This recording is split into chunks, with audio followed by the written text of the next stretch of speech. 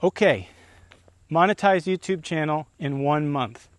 Yeah, this blew my mind, and this has always been a dream of mine, to have a YouTube channel that earns money and that is popular and that people watch, and I can, share the things that I'm into. So, in this video, I want to tell you exactly how I did it, and then also some things to consider if you want to start a YouTube channel. That's going to be easiest and kind of, as little effort, so you'll be able to achieve, what I achieved was a monetized YouTube channel. So my YouTube journey started in 2016. I've been doing YouTube for a long time, and I have several other channels other than this channel. So I have a channel where I film myself doing my work. I do excavation work, and I've been trying, that's my oldest channel. I've tried for a long time to get that thing monetized, and I just couldn't do it, man. And I was posting videos probably like once a week for a while, and it was just super challenging because of the logistics of filming the videos. So that channel sits at about 489 subscribers right now, and that's my oldest channel. And I just couldn't get it monetized, so it's kind of just like, it's just like dead fruit on the vine right now. It's a cool channel, and I still have footage and videos I want to make for it, but I don't think I'm going to put much time and energy into it. My other channel is my music channel. I've been a musician for 25 years, and I put up some of my album that I recorded, and some live practices, and me playing guitar and singing. And yeah, that channel's probably got like 15 subscribers. And yeah, it's not monetized. Another channel is a woodworking channel that I have, and I'm a classically trained luthier, which is someone who builds instruments. I went to a violin building school and spent about 2 years building a violin and learned a ton, and it was great. And I'm a really good woodworker, and so I thought I could start a channel around that.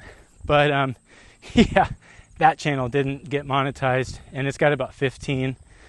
No, I think it's maybe got like 5 subscribers. Anyway, I gave up on that.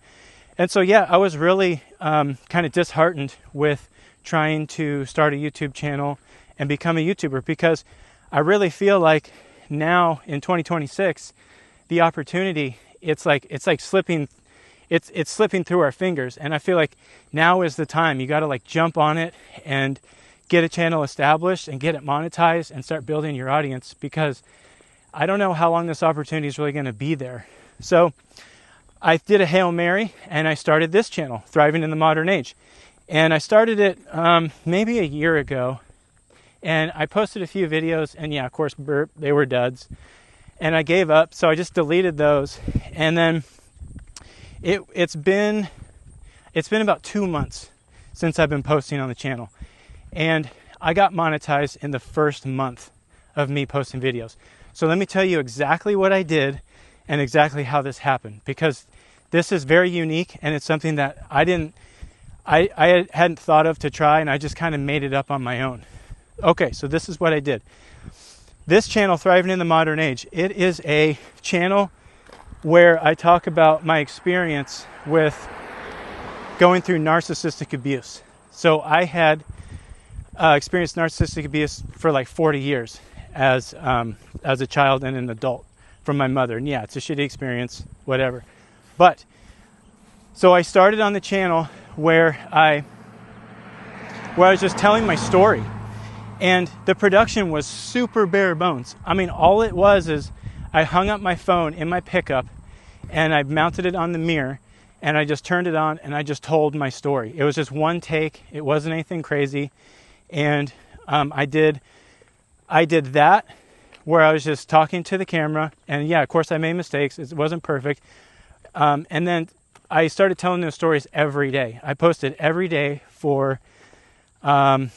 I've posted every day for like 70 days now, and I have missed a few days, but I've generally kept up the content creation as many days as I can, but ideally every day. And so I kept the production super simple. The feedback I got was when I'm going to be driving in my pickup with the phone microphone, that the cab noise and the engine noise was too loud, so I did upgrade to this lapel mic. And so the equipment that I'm using, I'm using my smartphone. I have a selfie stick, and then I have this wireless mic, and that's all I'm doing. So the strategy is super key here, and I call this the authentic storytelling strategy. So what is that? The authentic storyteller is somebody who represents themselves just exactly who they are. It's just like how I'm presenting this video to you now. I'm just myself. I'm walking down the street and I'm telling you a story about how I started a YouTube channel that got monetized in a month. That is the strategy. It's nothing fancy. It's nothing crazy. The whole thing is just be honest and just be yourself. And people will identify with you as a person. I mean, if you're a likable person, even if you're not likable, I'm sure somebody out there is going to like you. So I'm just myself and I'm just telling stories. And one thing you got to keep in mind with when you're telling stories to people is ideally you're providing people with some kind of value, that they can take away from the experience. And that value can be identifying with you. Like a lot of people identify with my narcissistic abuse stories because they have experienced narcissistic abuse. And so, it's an opportunity for them to kind of commiserate with me. And I mean, you can read the comments where people are, sharing their experiences too. And it helps people get through, what they're experiencing because they're not alone. So there's a lot of value in telling those stories and sharing these experiences with people. So the authentic storyteller strategy, I think, is going to be, I think it's extremely popular right now, and it's only going to get more popular. And really what we have to thank for that is AI. Because AI is so cringe and everybody hates it. But like everyone is forced to use it. And so now you can tell when things are AI. And, even as a creator, they're forcing AI creation and production tools on creators, which I don't think is really the best thing to do. I think you should just keep it real and just do what you feel and what you think is cool, and then everything will work out. And so because we're flooded with AI, it's only going to make it easier for people like you and me just to be authentic and share our stories and experiences. So that's a key part of success with the authentic storyteller strategy. So a key part of that strategy is what I call friction points. And a friction point you can describe as a barrier in between you and making your content. So a great example of this is, let's say you have a fancy camera and the camera costs like 2 or 3G. And yeah, it's like the Sony FX30, whatever. And that's your sole thing for making content. Anytime you break that sucker out, man, you're like going to be afraid to drop it. It's going to be big, it's bulky. You'll have to have a special tripod, like all this crap. So that's a huge friction point for creating content because that camera is kind of a bear to deal with. So a way to avoid that is something that is a less of a friction point, which is an iPhone, which is great because you already have your stupid phone on you. Why not just flip it around and turn it on and start talking to it? That's super easy. And that's exactly what I do. I don't mess with crazy cameras. I don't do any crazy edits. That's another thing too. Editing can be a friction point for you. If you're spending hours and hours and hours at night or in the morning or during the day just editing your video, like, dude, that's a full-time job. I don't want to fuck with that. I want something easy. That's where the authentic storyteller method comes in, is you're already establishing where the friction points are, and you're completely going around those. So using your phone to create content, keep it super simple.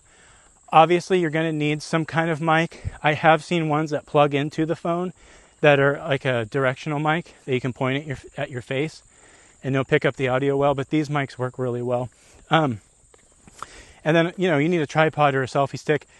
The selfie stick I use, it turns into a tripod. So it's really easy. If everything fits in my pocket. That's the other thing, is I can hop in the car and just go somewhere, set up shop, and I'm filming. I can go for a walk on a road, like this, and I'm filming. It's super easy. So you really want to keep that in mind, is you want the production of the videos, as far as the equipment goes, to be easily accessible and easy to use. You just want to break it out, turn it on, and go. Okay, the other thing to think about when you're creating your content is, what are the production logistics of your content? So my channel, Thriving in the Modern Age, the overall theme of the channel is how to improve your life. That's what I'm after. My whole thing is like, I experienced a terrible, traumatic, emotional event, and now I want to give people tips and tricks and real life advice of what worked for me. How I turned my life around, how I became a better person. And so that's the goal of my channel. And I do that by just being honest and authentic and sharing my experiences by using stories. And that method of creating content is super bare bones and low budget. For me to make a video, all I need to do is take out the phone and have some sort of mic and start talking. And as long as I tell a story while I'm talking, it's a way to engage your audience. So that's something to consider. If you're wanting to start a channel where, like I had my excavation channel, every time I had to make a video, I had to load up a machine, go to a job or some site, and then start doing some excavation work, and then have a tripod with the camera, extra batteries, like all this crap. I had my drone following me around. The production of those videos was crazy. And I can't keep that up, because that leads me to another key part of success with this strategy. And that is, you have to post content minimum 5 days a week, ideally every day. And why do that? So before, the minimum for posting was like once a week. And those days are done. You can't post once a week and have any kind of growth. You have to post minimum 5 days a week, ideally 7. And the reason why is there's so much content on YouTube, and there's so many creators and people wanting to become creators, that if you're not slamming out the content and throwing it into the ocean of YouTube, you're not going to get found. And you have to think of it like you're a guy with a fishing pole. And do you want to have one fishing pole where you're casting it and setting it in the water and sitting there and waiting? No, fuck that. I want as many fishing poles as I can possibly have. And that's what the videos are. They're just fishing poles in the ocean of YouTube viewers. That's how you have to think about this. Because you have to think of any opportunity to make a video and throw that thing out there. You're going to hook viewers with it. And you don't know what it will be. And you can even create content multiple times during the day. If you have the time, it's like, why not? Why not make multiple videos? As long as your friction points as long as there's not tons of friction between you and your ability to make a video, think about your production. As long as that's easy, then I'd say just slam out the content, man. And as long as you are thinking of, is this valuable to people? And also, does this help people solve a problem? Because that's another thing too, is people are on YouTube to figure out, how to solve their problems. And there are so many problems that people have. And if you have any insight into helping people solve their problems, then that will be a success. Just like this video is. I'm helping you solve your problem of how to get your channel monetized in a month. I'm helping you with that problem. So this is a great example of a type of content that you can create. If you, number one, have solved that problem, and number two, have the experience and know what you're talking about. So, I'm going to turn around here. So, is it possible to get your channel monetized in 1 month? Absolutely it is. And is it possible to make money off of YouTube full-time as a creator? Now, my experience currently is, so the channel got monetized in a month, and YouTube started to calculate. They asked me to become part of their AdSense program. That's where you make money off the ads. So all of that is going to be based on how many views your videos get. And my channel got like 300,000 views in that month period. Now, in order to meet the threshold for monetization on the channel, it's 1,000 watch hours, or no, it's 4,000 watch hours and 1,000 subscribers within a year. And like I said, I hit that in a month. So then YouTube, from that point on, started to calculate the AdSense on each one of my videos that was getting views after that point. So I hit that 300,000 pretty quick, but I wasn't making money off of all those 300,000 views. I was only making money off of the views that I got when YouTube put ads on my videos. So that amount of money has come out to around $1,200. And, you know, that's not life-changing money, but it's money to motivate me to keep going, because it proves that, yeah, this is doable and what I'm doing is working. So it's interesting to see your videos and look to the side of the video analytics and see a dollar sign by it, you know? And it's not a lot, but it's something. And the likelihood of the channel growing more and more, I think, is really high, because exactly like I said, I'm keeping it, number one, I'm keeping it real. I'm being authentic with everything. Number two, I'm telling stories while I'm sharing advice and general knowledge and experiences. And that's a huge way to connect with your audience. As long as you can, you know, incorporate some kind of story into your video, just like how I did, where I told you the story about trying to start other YouTube channels and those all failing, and then me kind of discovering this strategy that has been working for me. That's a great story, because it's easy. It can connect with you because you're probably experiencing the same thing. And then as long as, you know, you're thinking about something that has value, because you really have to equate what you want to do and share with the world if it's going to have value. And look at other channels and try to analyze the value in that channel. So there's a channel that I've watched for years, and it's what inspired me to start my first excavation channel. And it's this kid, Andrew Camerata. And he's been on YouTube for a while, and he has like 1.5 million subscribers. And yeah, he's making a living with his videos on YouTube. He's probably making a few million bucks a year just off of AdSense. Now, he isn't necessarily giving advice and offering solutions to people's problems, but what he is doing is he's letting people live vicariously through him. So he films his life, and he shows people the work that he does with his machines, and he shows about the building projects that he does. And what's interesting is people become integrated into his life, and they start feeling as though what he is doing, they are doing as well. So there is value in people living vicariously through your experiences. And that's an interesting niche on YouTube, and kind of check out those videos, because even like a creator like Casey Neistat, who's been doing YouTube for a really long time, you can look at his channel, and a lot of what he's doing, people are living vicariously through him. That's people, you know, being a part of what he's doing in his life. And so that is valuable, and you can consider that. But in order to do that, there's a lot of production logistics behind it, and the friction points to that method can be challenging.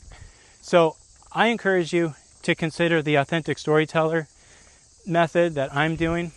As long as you feel you can pull this off, you can tell stories, and you have some value to provide to the world.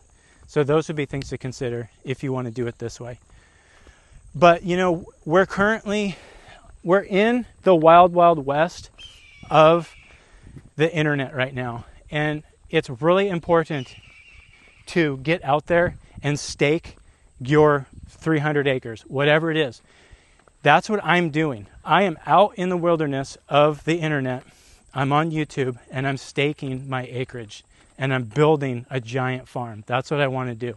And that's what I encourage you to do. Because right now, it's a golden opportunity to try something. And if you follow the authentic storyteller method that I'm sharing with you, there's very little monetary investment. That's another thing to consider with all of this, is what you want to do. How much money is that going to cost? Like, think about the whistling diesel guy, where he like takes a Ferrari and smashes it with a tank. You know how much money it costs to make that video? And yeah, he probably made, a few $100,000 off of the video, but it probably cost a few $100,000 just to make that sucker. So that's another thing to consider. And I would start with a bare bones budget. My budget for making this video is low, and I'm already profitable as far as, with my equipment. The only thing that costs me is my time. That's really it. It's just time to hop in the car and go somewhere and sit down and make a video, or time to go on a walk and have a chat. So that's a really important thing to consider. And really, all you have to do is start. Just pick up your camera, your phone, whatever you have, and, start being yourself. Start sharing your experiences, start telling stories. And if you keep that up and post a video every single day for 1 month, and look at the engagement, with your audience, because that's going to be a big indicator. Are people engaging with your content? Are they leaving comments? Even if they're negative comments, they're still good for your channel. And then if you're seeing that engagement, YouTube will push your video to more people, and you'll be able to see growth from that. Now, there's another part of this that I forgot to mention, and that is the thumbnails. Do you need to make fancy thumbnails? And the answer is no. You can have your thumbnails super simple. I have videos on my channel where the thumbnail is just it's just a shot from the video. There's nothing fancy, there's nothing crazy. I have other videos where the thumbnail is I have other videos where the thumbnail is just some words. It's like I put my face on one side and then I have words on the other, or it's like some kind of topic that the video is about. Another thumbnail that I'm going to try with this video is where I put the words behind myself, behind my head.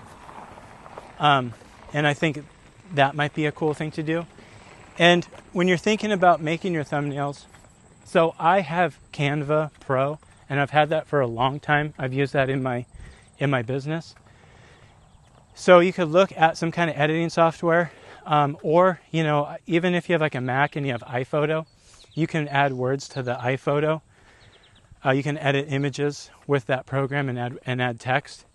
But I would just keep it really simple, because I've seen, like that creator I mentioned, Andrew Camerata, he doesn't use any fancy thumbnails. He just pulls a screenshot from the video and puts that with a title, and that's it. And he has, probably 1 billion views on his channel. So you don't have to do some fancy thumbnail thing. Anyway, so yeah, that is my story of how I got my YouTube channel monetized in 1 month. And I'm here to prove that it is absolutely doable, and you can do it by just being yourself and keeping it really simple. So anyway, I appreciate your time, and thanks for watching the video, and I'll see you in the next one.